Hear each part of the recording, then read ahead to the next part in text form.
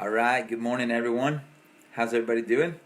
Jumped on a little early, or not. Bryce, what does that say? 1,000. 1,000. 1,000. 10,000. Well, it's really 100. No, 1,000. 1,000? Mm-hmm. Okay. Try it again. See those two little dots in the middle? What does that say? What time is it? 10. Got that part right. Homeschool. 10,000. No, it's 10 o'clock. 10 o'clock. Give me 5. I think you did good. Can you say hi, Miss Janelle? Hi, Miss Janelle. And hi, Miss Kelly? Hi, Miss Kelly. All right, good. So, what are you doing today? No, they said hi. Oh. That's a comment they made that said hi. So what are you doing today? What's your day going to be? My brother is going to play Wii after this video, so I'm pretty much excited for that. I do not know if you guys know I'm really nervous Super right Mario now. Galaxy. Okay, fine. What is happening right there, Bryce? The squirrel is trying to eat our bird seed, but there's no bird seed in our bird feeder. Yeah, well, he goes away empty-handed, huh? Bryce, what happened to your tooth? It got out. 2 more are loose now. 2 more are loose? Where? Top and bottom. Oh my goodness. Oh, easy killer. That could be traumatic. I don't want to frighten anyone. Okay, do you know what Daddy's about to do? What is this here? A Bible. So what do you think Daddy's about to do? He's gonna start reading the Bible. Yeah, going to do a Bible study. I'm going to teach the Bible a little bit. Yes, you are. All right, it's going to be fun. It's going to be good. All right, now what? And you're going to go away. That's right. But right now, you're doing a really good job getting us kicked off. I want you to say this. Say, we're going to study Genesis 15 through 50. We're gonna go through Genesis 15 through 50. Wow, nailed it. All right, do you know who's in Genesis? Who's in the book of Genesis? Sometimes Genesis is in the book of Genesis. Okay, that's one. Hey, Jess, what's up? That's one way to look at it. That's one way to think about it. Okay. You ever heard of a guy named Abraham? Mm-hmm. Abraham's in there. He had a son. Do you know his son's name? Isaac. Oh, nailed it. I didn't know we were going to get that one. Do you know Isaac's son's name? Abraham. Oh, went backwards. That's all right. Oh. You did good, buddy. All right, I'm proud of you. Love you. Love you too. Okay, give me a kiss. Now, go play and be sweet. Close the door on your way out. I know. And there's the door closed. All right, guys, we're gonna go ahead and crank it up and get started. Yes, he did nail it. I was actually really, I'm sorry, I was really impressed with that. I did not know what he was going to answer for that one. But we are going to talk a lot about Abraham today. We're going to talk a lot about Abraham's family, because what happens in Genesis 12 is things shift gears. Now, Genesis 1 through 11, just to review a little bit, is talking about universal themes that apply to everything in creation. All right, and so we've got the flood, which covers the whole earth, and we've got the Tower of Babel, which was all the people in one language at one time. And then God comes down and he scatters them, because that was the original plan. If you remember from Genesis 1:28, you have to remember Genesis 1:28, really 26 through 28. But Genesis 1:28 gives the marching orders for humanity. Guys, this is the plan. I want to bless you. I want you to be blessed. I want you to feel the blessing of God in your life. I want you to know that your life is valuable and meaningful. So I'm going to bless you.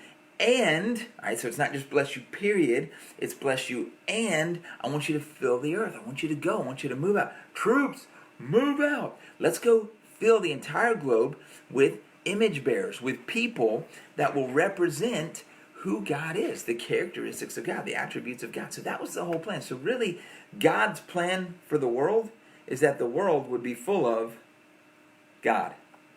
God's plan for the world is that the world would be full of himself. God is in fact full of himself, and he wants the world to be full of himself. But he's the only person that it makes sense for him to be full of himself. And he's the only person that we would want the world to be full of. God. He's the only one. But he made us the carriers of who he is throughout all the earth for all of history. That was the plan. Now, we see him repeat this. We see, no, still the plan. Noah gets off the ark. Hey, be fruitful, multiply, fill the earth. Still the plan, still the plan. Babel, build a tower to the sky. Don't spread out. Stay in one place. For your name, not my name. And not the plan. Gonna scatter the people, gonna mix up the languages. Now we have nations. Now the very next chapter, God says, hey, all those nations I just created, I have a plan to bless them.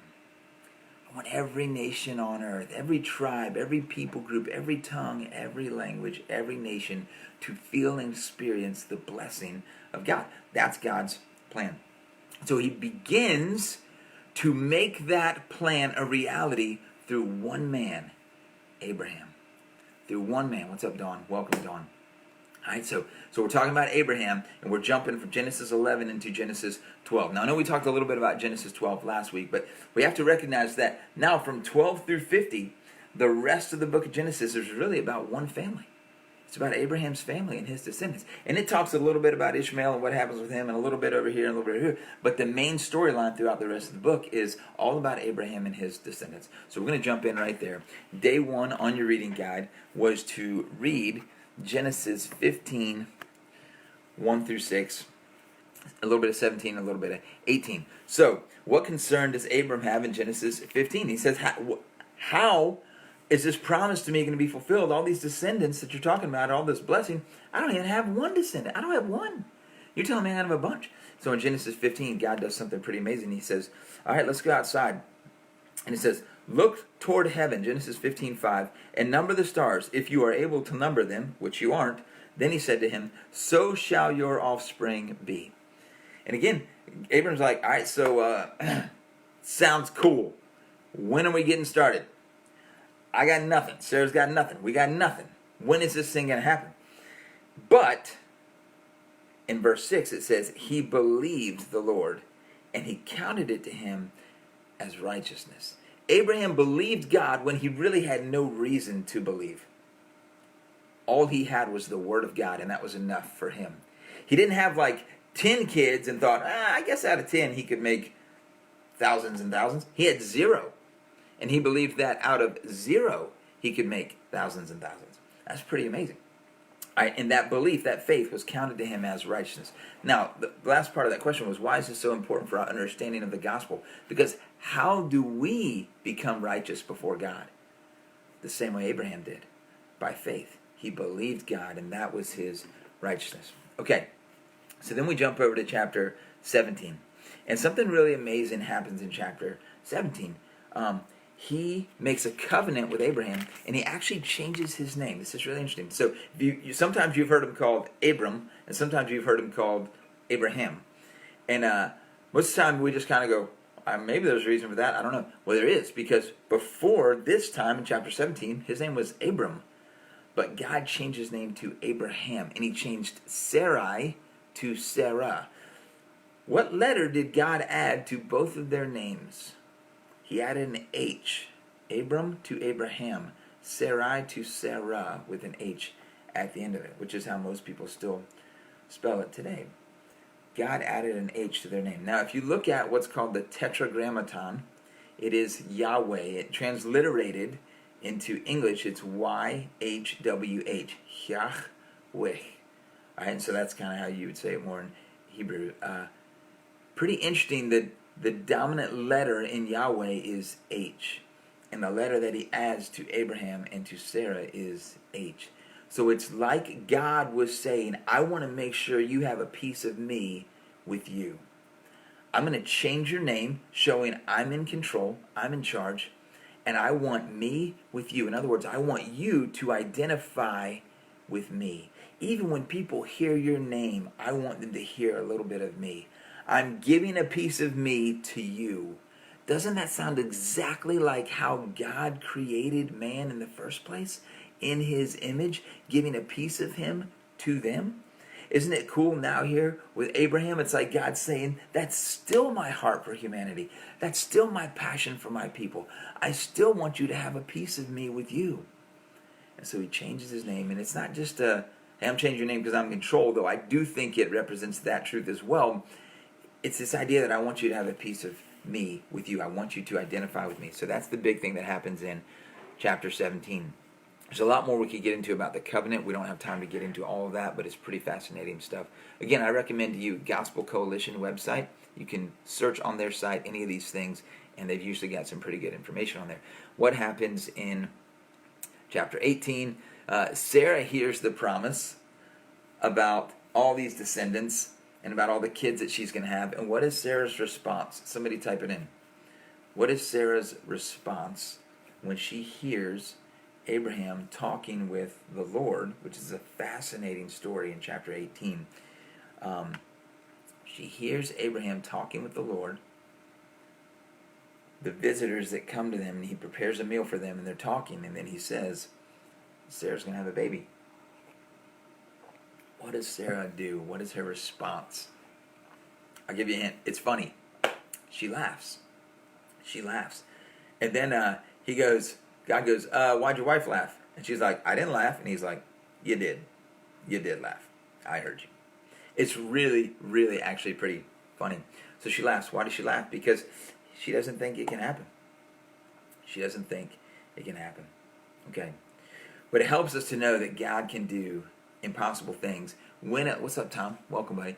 When it lines up with his mission, God is all set to do impossible things. And so we can see impossible things happen in our lives. But I think what we have to understand is, what was God's main goal? Was it to give Sarah joy by giving her a child? Or was it to fulfill his promises to bless all nations? All right, what's up, Reese? I want you to think about it for a minute. What was God's big goal in blessing Abraham and Sarah with a kid? Was it just to fill up this hole in her heart that was such a painful place, she'd never had a child, and so God's going to bring her joy by giving her a child? Or was it to fulfill his promise to all nations, to be a blessing to all nations? Yes, correct. It was both. But what we have to understand is that God always has a bigger picture in mind. So we tend to be so focused, we're just so like tunnel vision, and we're so focused on our thing and our desires and our wants and our joy and what we need and our happiness. And I'm not saying that's a bad thing, but we get so focused on that. Sometimes we got to broaden out a little bit. We got to go, what is God doing? What else is going on? And we see here, I think God was accomplishing two things. He was blessing her. But his bigger plan was to bless all nations and all people for all times. And so God is more than ready to do the impossible in our lives when he's working on a bigger picture. I think that's a big takeaway for us. All right, that was all day one. We're doing all right. Here we go. 10:15. Day 2. So now we're still talking about Abraham. We're going to read Genesis 21, 22, and a little bit of 26. I added that later, actually, because it's actually really, really important. So here we go. This is a lot to cover. We're going to go super fast. So what happens in Genesis 21, 1 through 7? God had promised, by this time next year, I'm going to come back, and guess what?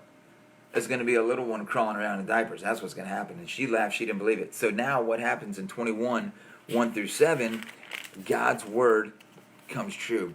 And Isaac is born to Abraham and Sarah. And can you just imagine the joy that they felt when Isaac was born? They finally had a child. And so in verse 6, 21:6, Sarah said, God has made laughter for me.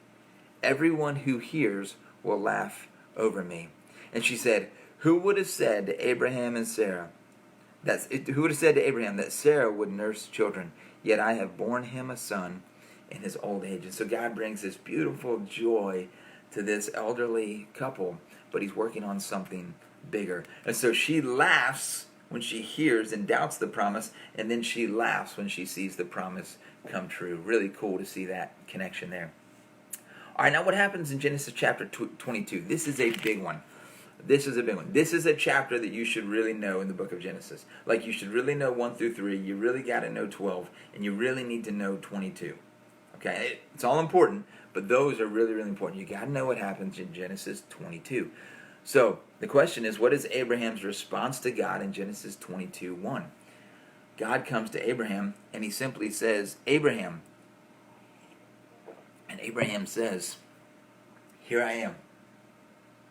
Here I am. What a great response for us to have toward God. God, here I am. Whatever you're saying, whatever you're thinking, whatever you're cooking up there, I want to taste it. I'm in. I think that's the attitude that Abraham has toward God, which you can see if God said to Abraham, I'm going to do something impossible. I'm going to give you a child in your old age. And then he does it. Now when God comes, Abraham's like, whoa, what are we doing now? Yeah, let's do something else cool. Well, here's the something else cool we're going to do. Remember that son that I blessed you with? Here's what I want you to do. I want you to take him to a mountain that I will show you, and I want you to sacrifice him to me on an altar. How could God possibly ask that? How could that be in the Bible? Now, if you know the whole story, you know and you understand what was going on here. God was testing Abraham's faith. And how does Abraham do in the test? He does amazing. So Abraham takes his son, and he goes to this place, and he says something very important. All the servants that are with him, they stop at a certain point, and Abraham says, I and the boy will go over to worship, and then we will return. If Abraham knows he's about to kill his son, he's about to sacrifice his son on an altar, why would he say, we will go to worship, and then we will return? All right. The book of Hebrews explains it in Hebrews chapter 11, which I recommend you go back and read at some point. Hebrews chapter 11. Hebrews 11, 17 through 19 specifically explains Abraham reasoned that God was able to raise Isaac from the dead.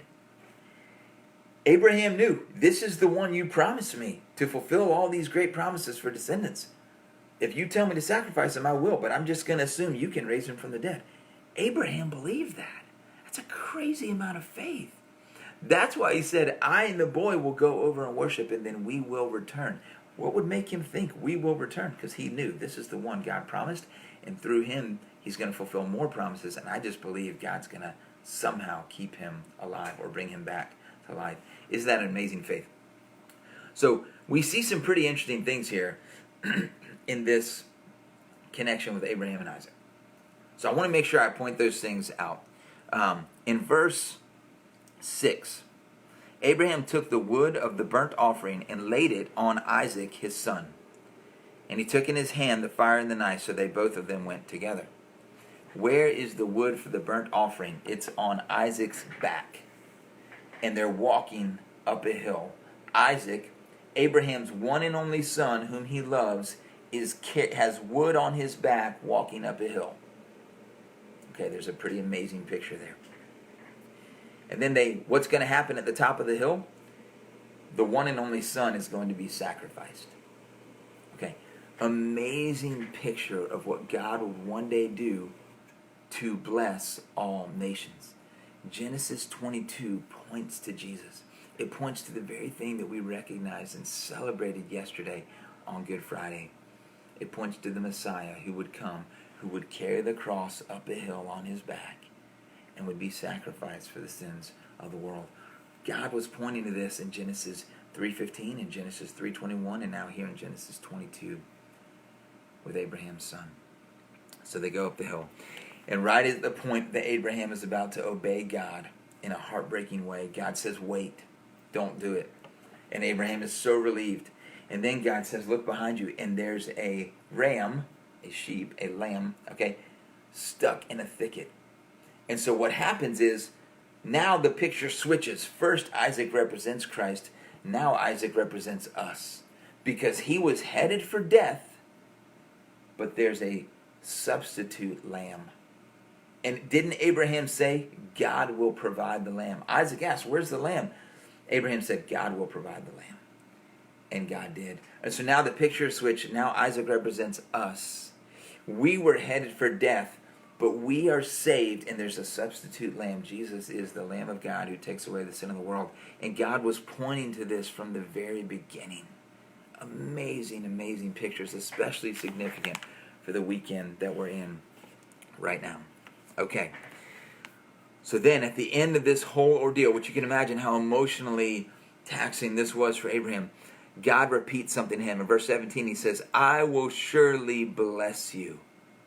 This is God's plan. I will surely bless you, and I will surely multiply your offspring. 3 big words: bless, multiply, offspring. All of these are huge themes in the book of Genesis and really throughout the rest of the Bible. I will surely bless you. and your offspring shall possess the gates of his enemies. In verse 18, and in your offspring shall all the nations of the earth be blessed, because you have obeyed my word. In your offspring shall all the nations of the earth be blessed, because you have obeyed my word. This is God's plan, and it's so clearly shown through Abraham and through God's encounter with Abraham. Okay, this promise gets repeated. We won't be able to hit all of them. This promise gets repeated about your offspring. Your offspring. Blessing, blessing. Nations will be blessed through your offspring. It gets repeated all throughout Genesis. All right. Amazing, amazing, amazing. Let's go to day 3. Day 3. So now we're looking at the life of Jacob. So we got Abraham. Abraham has Isaac, which Bryson knew. If you go back and watch the beginning of the video, pretty cute. Abraham and Isaac. Isaac has Jacob and Esau, but Jacob is the one through whom the promise will be fulfilled. All right, so we're on day 3. What's going to happen? All right, Jacob's story is really fascinating. And so if you didn't read this past week, you got to go back and read it. And I would actually recommend going back and reading the whole book of Genesis over again. It's only 50 chapters. You could do it in 25 days, right? You can do it in a couple weeks, 3-4 weeks. Go back and read the whole thing. Jacob's story is fascinating. Absolutely fascinating. Jacob is born, and he's a twin, Jacob and Esau. And their mom is going, what's happening inside of me? And the Lord says, there are 2 nations in your womb. It's like, whoa. There is actually humor in the Bible. You have to look for it. There are 2 nations in your womb. And anyone who's ever been pregnant can go, yeah, I think it feels like that sometimes. 2 nations in your womb.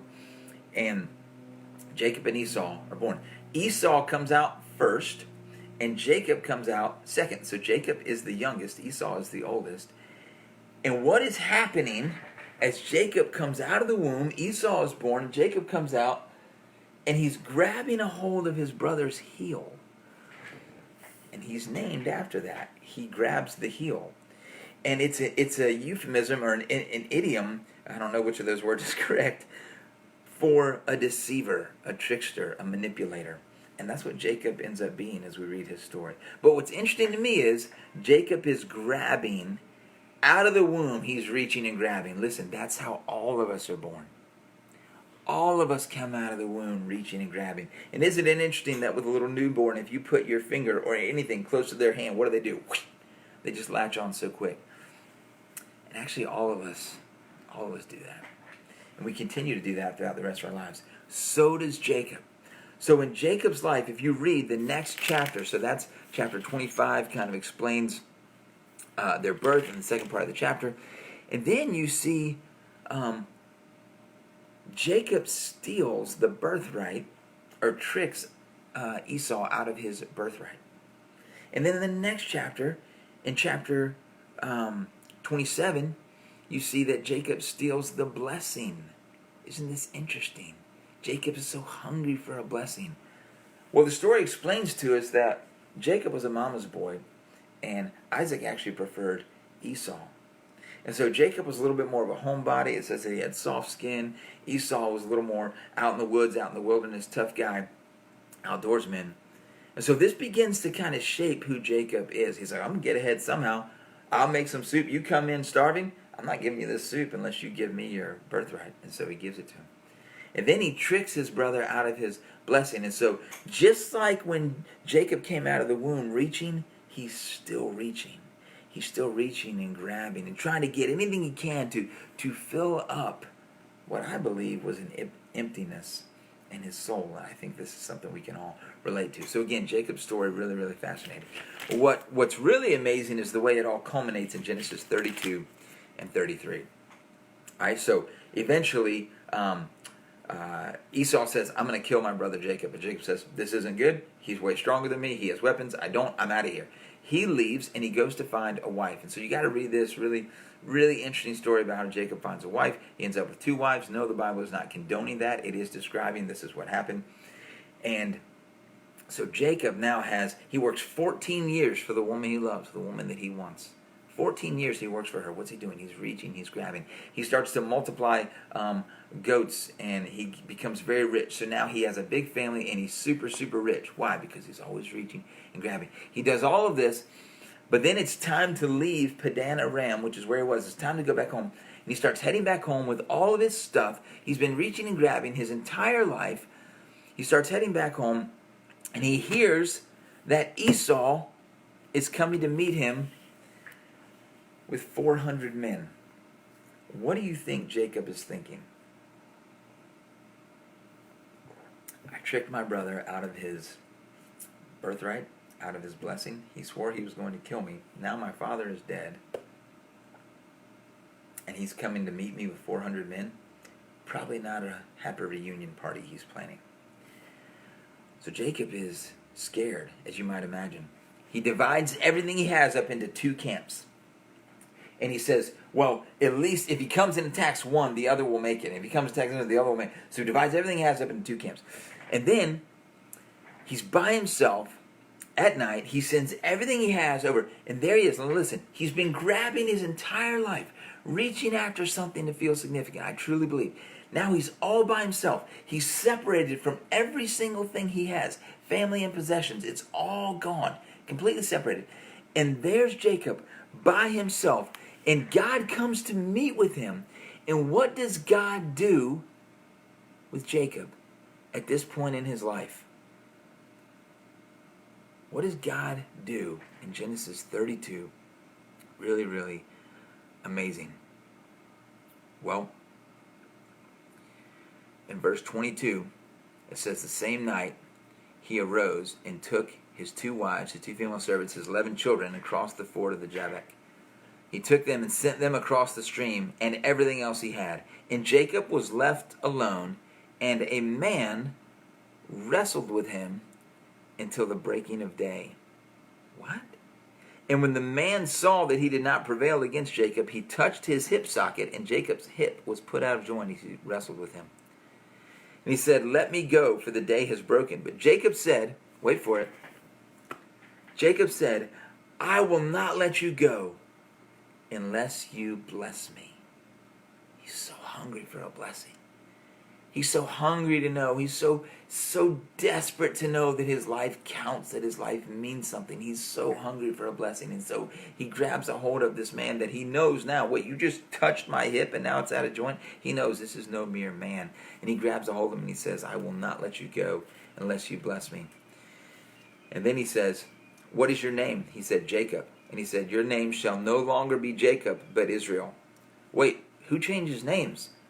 God changes names. So there's plenty of clues in this passage that who he's wrestling with is actually God. Your name shall be Israel, for you have striven with God and with men and have prevailed. Then Jacob said, please tell me your name. But he said, why is it you ask my name? Like, really? You really don't know who I am? He won't even tell him. Why is it you ask my name? And there he blessed him. And Jacob called the place of the name Peniel, saying, I have seen God face to face, and yet my life was delivered. Amazing, amazing story of how God encounters Jacob. Why does God wrestle with Jacob? Why does God wrestle with Jacob? Soft skin, didn't get outside much, mama's boy, didn't have a great relationship with dad. It's like God knew this man needs a father right now, and he needs a father who will get down in the dirt with him. You're feeling rough, you're feeling broken, I'm going to get right down in there with you. You've been grabbing after stuff your whole life? Come on, you want some? Come grab a hold of me. This is the picture I believe. God knew Jacob needed a father in that moment. And one of the best things I think a father does with his sons is wrestle with them. Is get down on the ground with them, get down on their level and kind of communicate, I love you and I want to make you a better man. That's what God was saying to Jacob. Jacob, you've been grabbing after things your whole life, but you've yet to grab a hold of the right thing. But here I am. You want some? Let's go. Boom. And they locked up. And that's what Jacob needed in his life more than anything else. Jacob needed to lock up with God. He needed to lock up and to grab a hold of him and to hold on tight. He said, I will not let you go. I will not let you go. I will not let you go unless you what? Bless me. I need your blessing in my life. Genesis 1:28, and God blessed them. He set the course at the very beginning. His desire is to bless us. And we're born with an innate desire to feel and experience the blessing of God. And Jacob felt it, and he was desperate for it. And he said, I won't let you go. What an amazing, passionate story. I'm amazed by Jacob and the things that he portrays about humanity, but I'm amazed by God and the way God meets Jacob right where he is. Meets him right where he is. Gives him what he longs for most and what he needed most. Really, really amazing. Okay, so that's Jacob's life. That is Jacob's story. All right, that was all day 3. Let's jump to day 4. Day 4. Now we're introduced to who? So Jacob has 12 sons. Jacob's name, by the way, is changed to what? God changed Jacob's name to Israel. Israel has 12 sons. They become the 12 tribes of Israel. One of them is named Joseph. That's right. And Joseph's dad gave him a Technicolor dream coat. Right? So Joseph has his coat of many colors. You're familiar with this. He brags to his brothers about it. He says, I had a dream. You all bowed down to me. Really, really crazy stuff. Maybe it didn't show them the most wisdom and just like sharing the dream like that. So what happens to Joseph? He gets sold into slavery by his brothers because they hate him. All right. So how did Joseph end up in prison in Egypt? His brothers sold him into slavery. One of his brothers tried to save him, but he failed. So he's gone. They tell his dad he's dead. I'm sorry, a lion came and devoured him. Now Joseph ends up in Egypt, and he ends up in a guy named Potiphar's house. And Potiphar recognizes how sharp Joseph is. But problem, Potiphar's wife also recognizes how sharp Joseph is. Potiphar puts him in charge of everything, but Potiphar's wife wants him. And so she begins to seduce him. And Joseph says, whoa, whoa, whoa, lady. This is in chapter 39. Fascinating story. If you've never just read Joseph's story all the way through, you read Genesis 37 through 50. Fascinating. So she tries to jump him. And you know what he says to her? He says, hey, my master hasn't kept back anything from me except you, because you're his wife. How then can I do this great wickedness and sin against God? How can I do this great wickedness and sin against God? Here's a question we need to be asking right now. Why does Joseph even still believe in God? He got sold into slavery by his own brothers? Don't you think Joseph would be like, hey, yo, God, where you at on that one? I was happy at home, and my own brothers have sold me off to the Egyptians? Like, where's the protection? Where's the love on that one? Like, you would think maybe Joseph would feel that way. And in fact, if that's the case, and now he gets this opportunity for sin, and he's tempted, you're like, whew, God wasn't there before. He's probably not there now. I'm going for it. But no. Joseph says, hey, how can I do this great wickedness and sin against God? Genesis 39, verse 9. This is an amazing, amazing picture of the heart of Joseph. Joseph must have believed that God was still there even in his trials. Joseph must have believed that God was still there even when things weren't going well for him. And guess what? The very end of chapter 39, verse 23, it says that the Lord was with him, and whatever he did, the Lord made it succeed. Next chapter. Now, what happens, unfortunately, Joseph gets thrown into prison because Potiphar's wife lies about him. She lies. He runs. She tries to seduce him, grabs his cloak. He runs, lets the cloak go, says, fine, you can have it. I'm out of here. He does the right thing. She's left there with his clothes and then goes, help! Joseph attacked me. Lies about him. He ends up in prison. All right. The Lord made whatever he did succeed. He's in prison. And the prison guard actually puts him in charge of things. Now he's a prisoner, and yet he's running the prison. Wherever he goes, the Lord gives him success. And then in verse 8, 40 verse 8, it says, do not interpretations belong to God? So these two people in the jail have a dream. And Joseph's like, I can interpret those. What he really says is, God can interpret those. So Joseph, now he's in prison. This is important.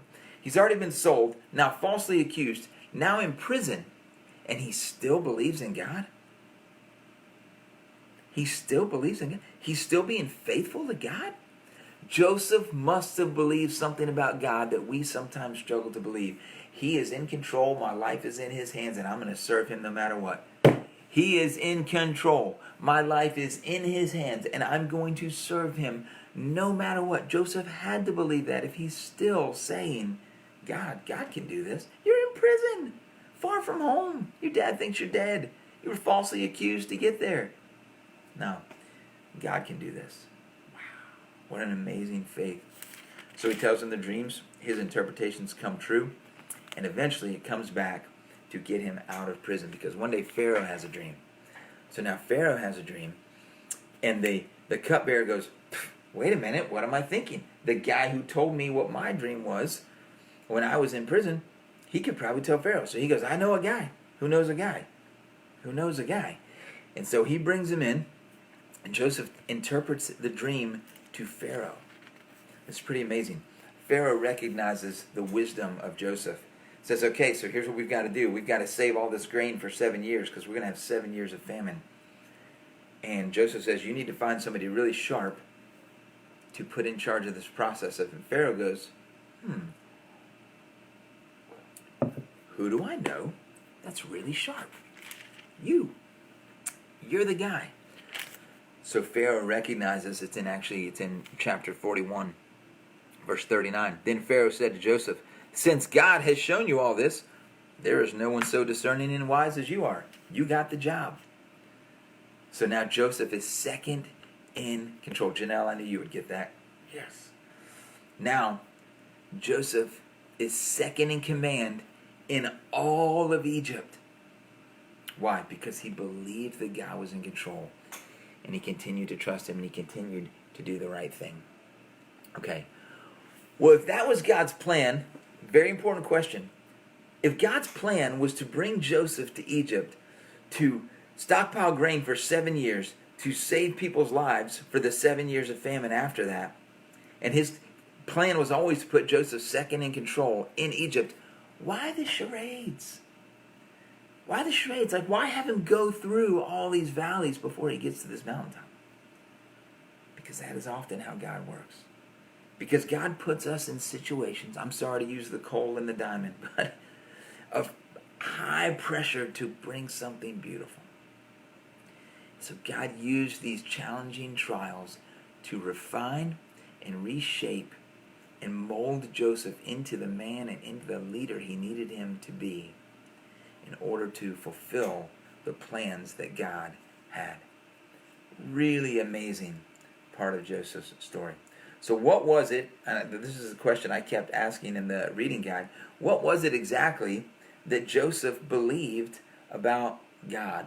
What was it he believed about God? Well, Joseph was put there to save many lives. In a minute we're going to read the last verse, just the most powerful verse I think maybe in the whole book of Genesis. God put Joseph in the right place to save many lives. And in fact, so the whole story, eventually his brothers come to get grain because it's the only place in the world that has grain. They meet Joseph. Joseph recognizes them. They don't recognize him. Fascinating story. You go back and read it. It reads like a novel. And eventually, through this whole game, he reveals who he is. His brothers are terrified, and he says, no, it's okay. And he hugs them, and they weep together. But God strategically put Joseph in place to save lives. And Joseph says that. God put me here to save lives. Now, including the lives of his brothers and all of their families. God was preserving the line of Israel. God was preserving the young, preformed nation of Israel. Why? Why are they such a big deal? Because in Genesis 12, God said to Abraham, through your family, all nations on earth will be blessed. Through your family, all nations on earth will be blessed. And he continues to repeat the promise. He repeats it to Isaac. He repeats it to Jacob several times. Through your offspring, he even clarifies, through your offspring, all nations on earth will be blessed. Listen, punchline, Jesus is the offspring. The Messiah is the descendant of Abraham. And in Luke 1:55 and Luke 1:73, at the birth of Jesus, people recognize this. God is fulfilling his promise to Abraham. Luke 1:55, Luke 1:73. It's amazing what God promised in Genesis 12, 1 through 3, what he promised again to Abraham in Genesis 22, and really what he promised all the way back in Genesis 3:15. All of them are fulfilled in Jesus, the Messiah. And what a weekend to remember the promises about Jesus all the way back in the Old Testament. Now we got to read the last verse. I'm going to skip the part about Judah. Well, no, I'll do it really quick. So Israel blesses all his kids. And when he gets to Judah, he says, people will bow down before you. You're going to be like a lion. You'll have a scepter. You're a ruler. People will bring tribute, and the obedience of the peoples will be you. So what can we gather about the descendants of Judah? Yeah, kings, rulers, world shapers. And guess who David is descended from? Judah. And guess who Jesus is descended from? Judah. So God clarifies the promise even more through the line of Judah and through the line of David. All right, Genesis 50, verse 20. Here it is. This is the finale of the whole thing. Genesis 50, verse 20. All right, so I'm going to read a little bit of this. When Joseph's brothers saw that their father was dead, they said, "It may be that Joseph will hate us and pay us back for all the evil that we did to him." So they sent him a message saying, please don't kill us. We're so sorry for all the evil. Please forgive the transgression of the servants of God, of the God of your father. Joseph wept when they spoke to him. His brothers also came and fell down before him. This is the last chapter of Genesis, the last chapter of Joseph's life. And they said, "Behold, we are your servants." But verse 19, but Joseph said to them, "Do not fear, for am I in the place of God? As for you, you meant evil against me, but God meant it for good, to bring it about that many people should be kept alive as they are today. So do not fear, I will provide for you." Wow. The faith, the compassion, the mercy, the forgiveness that Joseph showed to people who meant evil against him. Now, if you can't catch that, you meant it for evil, but God meant it for good. Joseph went through great trial. He was thrown into a pit. Wait for it. Thrown into a pit, but he came out of the pit and was used to save many lives. Again, this points to the Messiah. Jesus could say, "You meant it for evil." The people that crucified him, you meant it for evil. But God meant it for good, to save many lives. So what a weekend to look back and to remember all that God has done all through the book of Genesis, from 1 through 50, every chapter. There's this thread, there's this theme of God longing to bless his creation, wanting his creation also to get on board with his mission, which is to be fruitful and multiply and fill the earth with his goodness, with God identifying with people, encountering people, coming down to Jacob and grabbing a hold of him and saying, "I want you to grab a hold of me." This is God's heart for us. This is God's heart for his people. This is God's plan for the universe. Genesis is the kickoff of the vision and the mission that God is still on today, to fill the earth with his goodness and to bless all nations. We are still a part of that plan. So when we feel like Jacob, when we feel insignificant, when we're reaching after other things in life, let's stop, let's remember, and let's just go grab a hold of God and know that he'll be ready to grab a hold of us. When we feel like Joseph, when we feel like we're in trials, when we feel like things aren't going well, we feel like we've been thrown in a pit by the very people who were supposed to care for us, we feel like we've been unjustly accused and there's no way out, and we just have to look at Joseph's life and just believe people mean it for evil, but somehow God means it for good, to save many lives. God is still on the mission to bless us, and through us to bless all nations. What a weekend to remember that. What a weekend to celebrate that. All right, we're done with Genesis. I'm going to think and pray this weekend about where to go next. I'm leaning toward Galatians. And so I'll probably have another reading guide Monday morning for you, and then we'll meet back here on Saturday. Thank you guys so much for being a part. Like last week, it'll take me a second, so just hang in there. I'm going to finish the live session, and I'll put in I can actually start it right now. I will put in a link to a Zoom session if anybody wants to jump on and talk a little bit more. So just hang tight. In the comments on this thread, I'll put a link to a Zoom session, and we can keep going if you would like. I'll hang out for a few minutes. No one shows up, no big deal. All right, bye, guys. Have a great weekend, and happy Easter.